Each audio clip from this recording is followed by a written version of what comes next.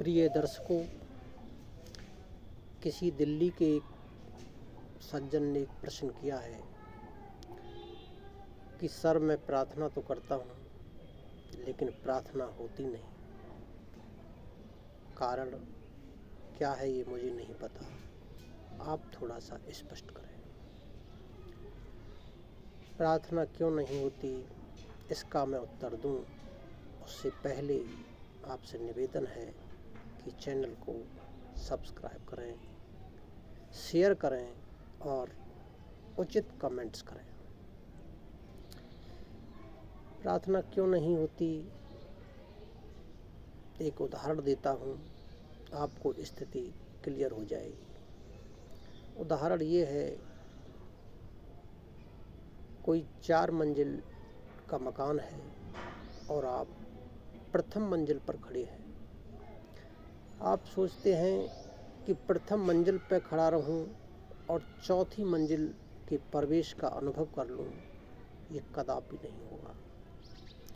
आपको चौथी मंजिल पर पहुंचना ही होगा और प्रथम मंजिल से चौथी मंजिल पर पहुंचने की जो प्रक्रिया है उसी का नाम साधना है। साधना कैसे होगी ये मैं बताता हूँ। 3 शब्द हैं। पहला शब्द है प्रेम, दूसरा शब्द है प्रार्थना और तीसरा शब्द है भक्ति। तीनों को एक उदाहरण से स्पष्ट करता हूँ। जैसे कोई पदार्थ है, पत्थर को पत्थर के पास तो लाया जा सकता है, लेकिन एक पत्थर को दूसरे पत्थर में मिलाया नहीं जा सकता। तो पहला जो तल है वो प्रेम का तल है। एक व्यक्ति दूसरे व्यक्ति के पास तो आ सकता है, लेकिन एक दूसरे में प्रवेश नहीं कर सकता। अर्थात पहला तल प्रेम का तल है। प्रेम जब प्रगाढ़ होने लगे तो दूसरा तल आता है, जिसे प्रार्थना का तल कहते हैं। यह तल मन के तल पर घटित होता है।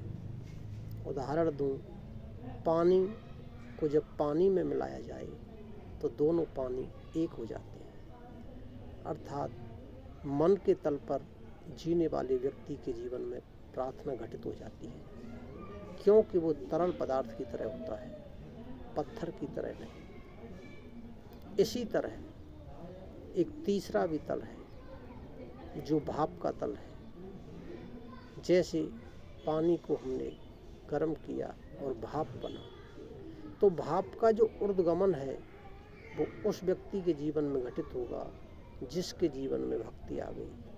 भक्ति कैसे आई? उसको मन के तल से भी ऊपर उठना पड़ा। तो मैंने ये 3 उदाहरण दिए। जैसे पानी बर्फ होता है, बर्फ पिघल के पानी बनती है और पानी बन के फिर भाप बनता है। अर्थात पहले प्रेम घटित होगा, फिर प्रार्थना घटित होगी, फिर भक्ति घटित होगी, लेकिन करनी पड़ेगी आपको साधना। साधना 2 तरीके से की जाएगी। आपको बाहर का प्रवेश भी सही करना पड़ेगा और आंतरिक तपस्या भी करनी पड़ेगी। जैसे किसी घाव को अगर जल्दी ठीक करना हो तो बाहर से भी मलहम लगाओ और अंदर भी टैबलेट लो, आपको जल्दी सफलता मिलेगी। मेरा कहने का तात्पर्य है कि अपने मन की शुद्धि भी करो और बाहर के ऐसे क्रियाकलाप करो जिससे आपके जीवन में सत्य आचरण घटित हो। तब आपके जीवन में भक्ति का उदय स्वतः हो जाएगा। ये काम करना ही पड़ेगा। मैं चाहता हूँ आप मेरी बातों को समझ गए होंगे। आज के लिए इतना ही। धन्यवाद।